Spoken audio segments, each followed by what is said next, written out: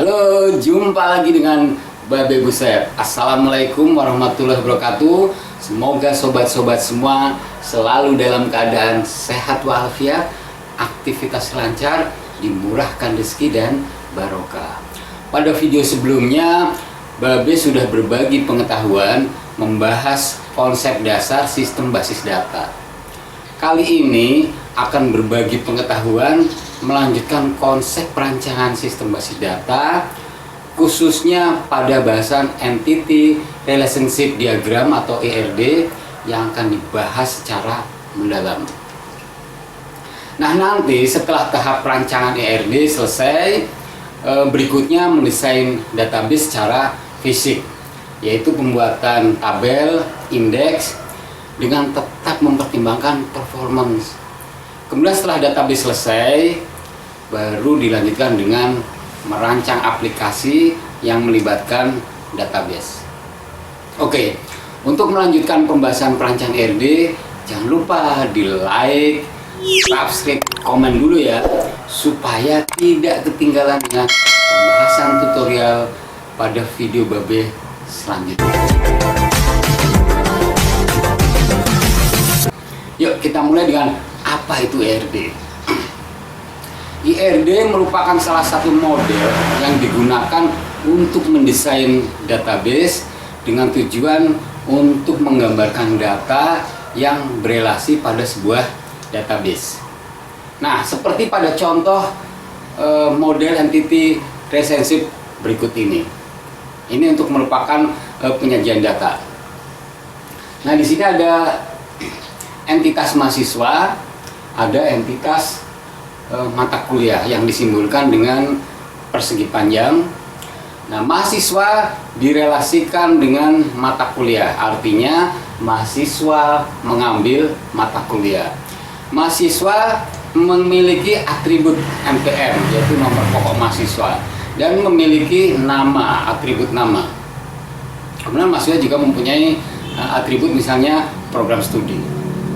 Nah, pada mata kuliah, entitas mata kuliah mempunyai atribut kode mata kuliah dan nama mata kuliah. Mahasiswa mengambil mata kuliah dengan ditentukan oleh kode mata kuliah. Oke, di dalam merancang ERD ada simbol-simbol yang digunakan untuk mendesain perancangan database. Nah, simbol yang pertama, ini persegi panjang, ini entity atau entitas. Kemudian yang oval atau bulat, itu bulat, oval, itu atribut. Nah, yang ketiga apa nih, jajaran genjang atau segi empat wajik ya, ini simbol relasi. Nah, kemudian garis itu menunjukkan hubungan atau link. Oke, sekarang kita jelaskan satu persatu simbol yang digunakan untuk mendesain ERD. Yang pertama, entity atau entitas adalah objek yang ada di dunia nyata. Nah, ini disimbolkan dengan persegi panjang. Entity set adalah kumpulan dari entity yang sejenis. Nah, entity set dapat berupa objek secara fisik, misalnya rumah, kemudian kendaraan, peralatan, dan lain-lain.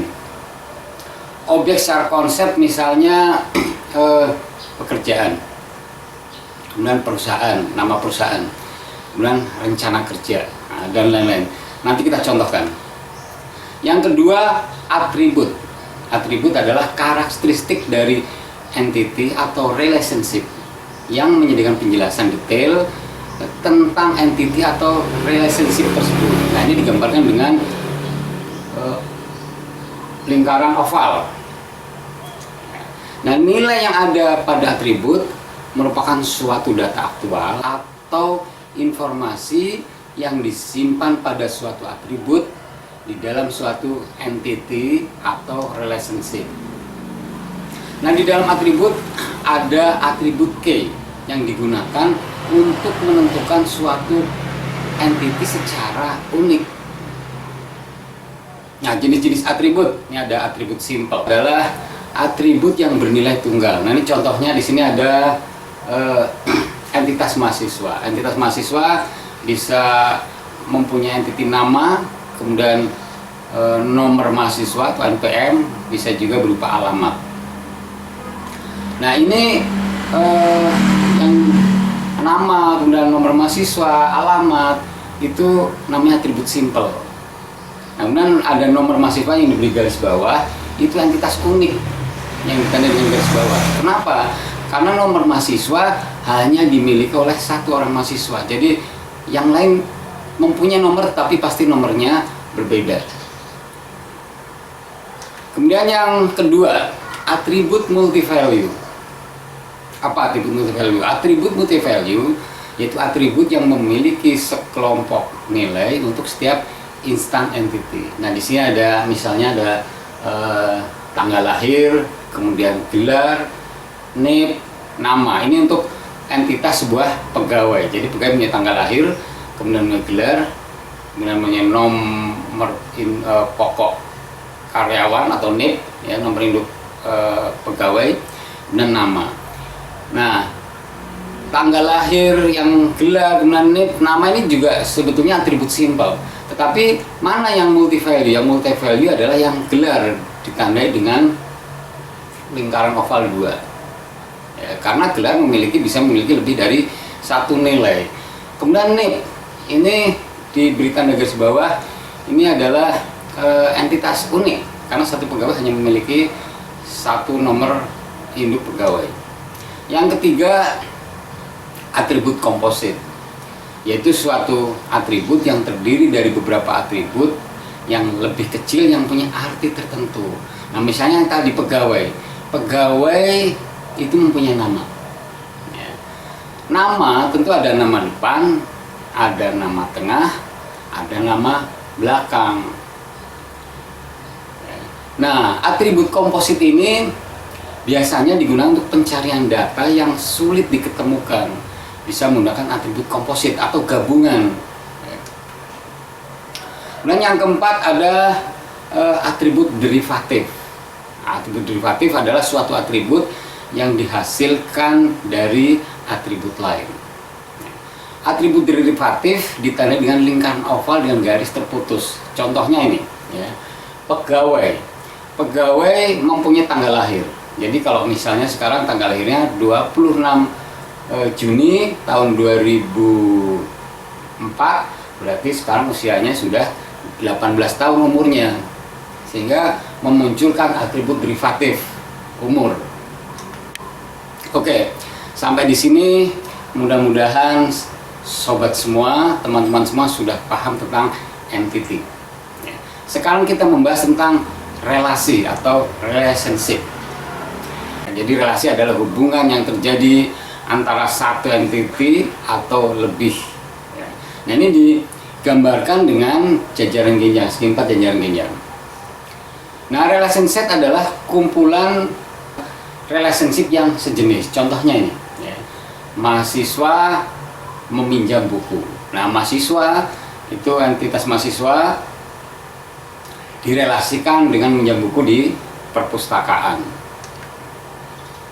Dalam relationship ada derajat relationship untuk menjelaskan jumlah entity yang berpartisipasi dalam suatu relationship. Nah, di sini ada honorary degree, yaitu derajat 1. Jadi misalnya pegawai direlasikan dengan membuat sebuah laporan. Itu derajat 1 atau honorary degree. Yang kedua, binary degree, derajat 2. Pegawai bekerja di salah satu departemen. Jadi pegawai hanya bekerja di salah satu departemen. Yang ketiga, ternary degree atau derajat 3. Jadi misalnya pegawai bekerja di satu proyek, tetapi di situ juga pegawai bekerja ditentukan oleh di kota mana. Nah, ini namanya ternary degree atau derajat 3. Nah, dalam perancangan sistem basis data, model perancangan database, hubungan antar relasi bisa berupa 1 berbanding 1. Jadi misalnya pegawai memiliki inventaris kendaraan. Satu pegawai memiliki satu inventaris kendaraan. Jadi tidak memiliki dua kendaraan. Jadi satu entitas hanya bisa mengakses satu data. Nah, ada cardinality ratio constraint, yaitu menjelaskan batasan jumlah keterhubungan satu entity dengan entity lainnya. Ini bisa one to many atau many to one. Jadi satu berbanding banyak atau banyak berbanding satu. Contohnya yang tadi, pegawai jumlahnya banyak bekerja di satu departemen. Nah, ini contohnya kita hubungkan, misalnya satu pegawai bekerja di satu departemen atau pegawai bekerja di departemen tertentu.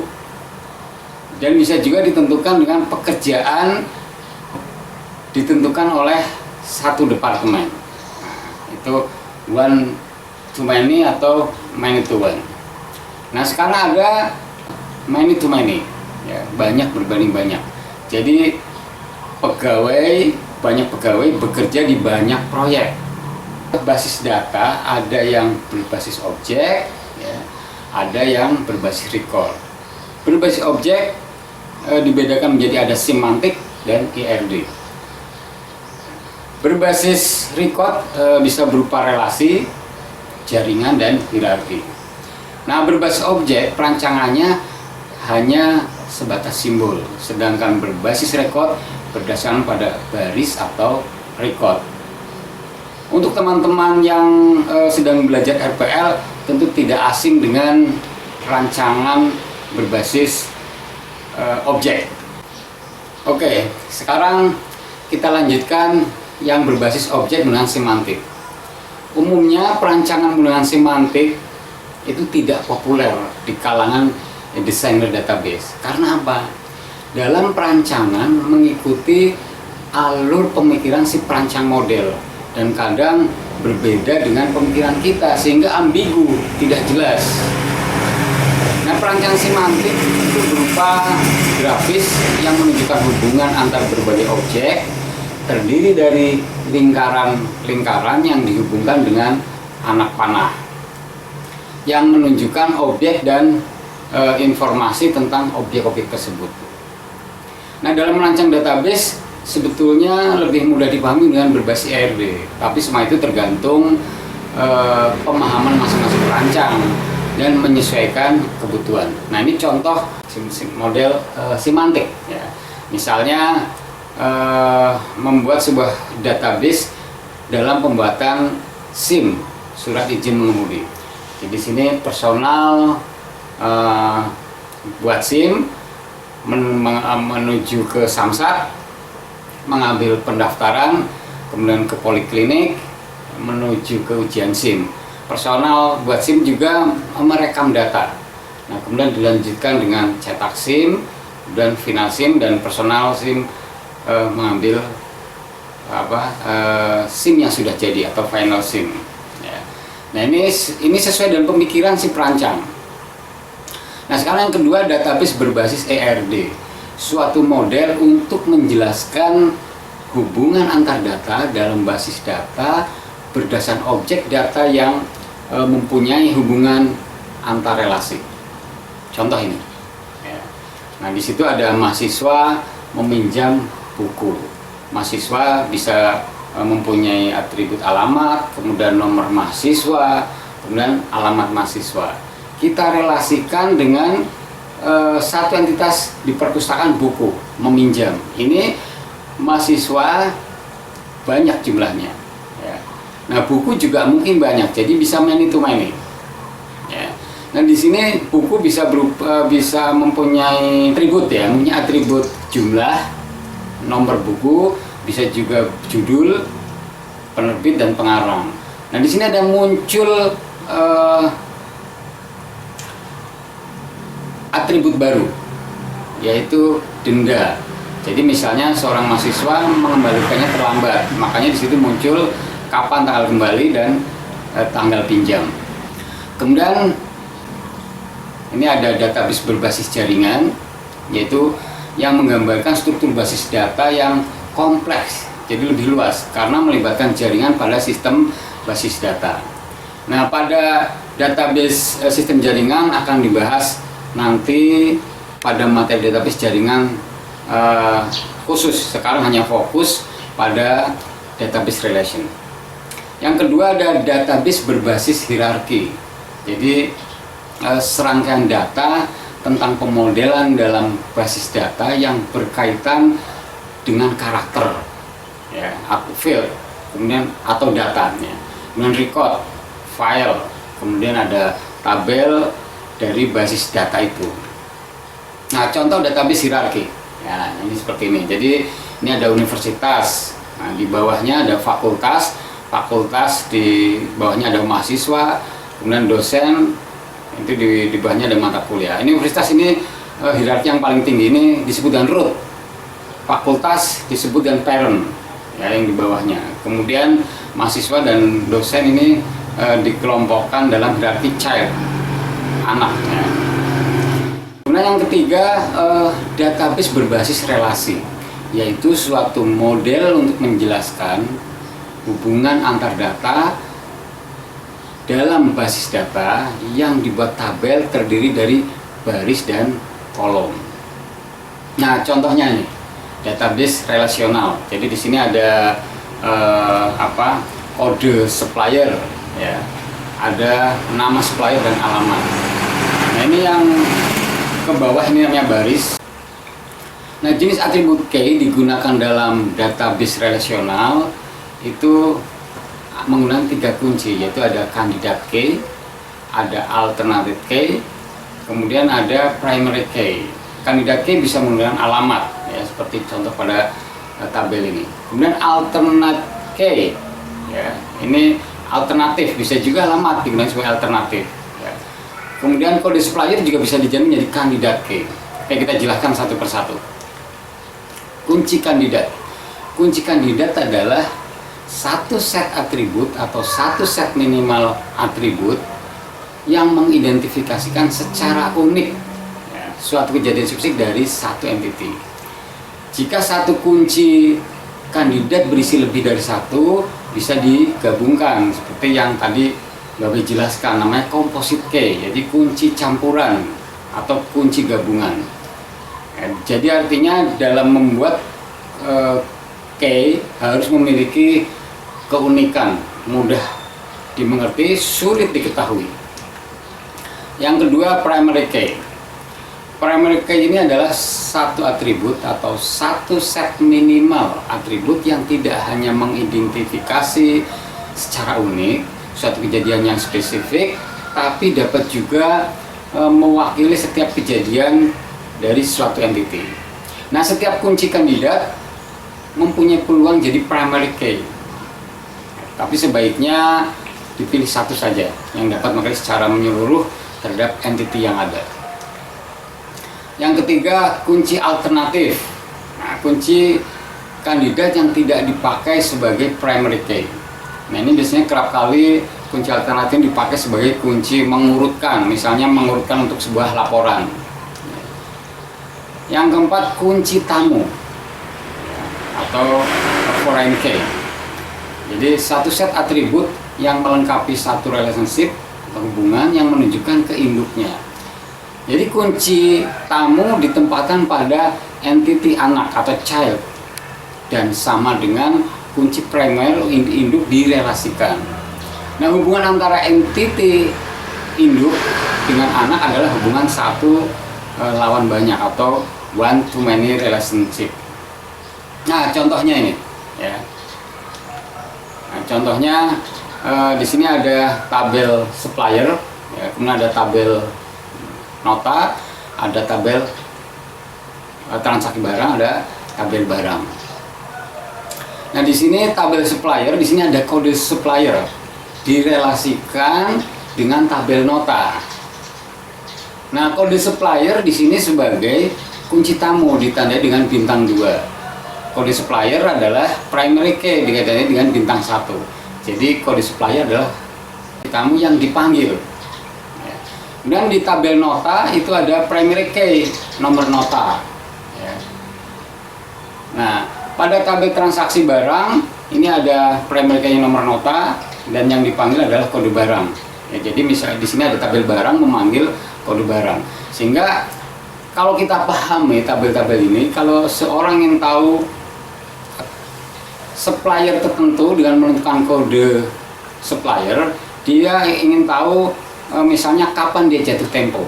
Nah, itu dengan menuliskan kode supplier, dia memanggil tabel nota. Dan begitu juga dengan tabel nota, ingin tahu transaksi barang. Jadi kapan, berapa jumlahnya, berapa harganya. Nah, itu direlasikan dengan tabel transaksi barang. Nah, di sini yang menjadi kunci tamu adalah nomor nota. Begitu juga dengan tabel barang. Tabel barang, kalau ingin mengetahui transaksi barang, ini yang menjadi kunci tamu adalah kode barang. Nah, yang menjadi primary key-nya adalah kode barang pada tabel barang. Nah, ini contoh database relasi dalam tabel. Ya, jadi di sini ada file mahasiswa, file mata kuliah, dan file nilai. Nah, contohnya di sini ada nomor pokok mahasiswa untuk file mahasiswa, ada nama dan ada alamat. Kemudian mata kuliah, ada kode mata kuliah, ada mata kuliah dan SKS. Nah, di sini nilai ini terdiri dari MPM, kode mata kuliah. Misalnya sudah melakukan ujian, berarti ada ujian tengah semester, ada final semester. Untuk nomor pokok 2202 mengambil mata kuliah KO22. Nah, ini mengambil mata kuliah algoritma. Nah, dan seterusnya. Itu contoh model tabel. Oke, sobat-sobat semua, sampai di sini pembahasan tentang konsep RD. Dan pada video selanjutnya akan dibahas mengenai model perancangan. Kalau ada yang pertanyaan, silahkan komen di kolom komentar di bawah ini. Nah, untuk sobat-sobat semua, jangan lupa di subscribe dan share ke teman-teman lain supaya tidak ketinggalan video-video tutorial selanjutnya. Terima kasih untuk sobat-sobat semua yang sudah menonton video Babeh. Semoga bermanfaat. Yuk, sampai ketemu next video.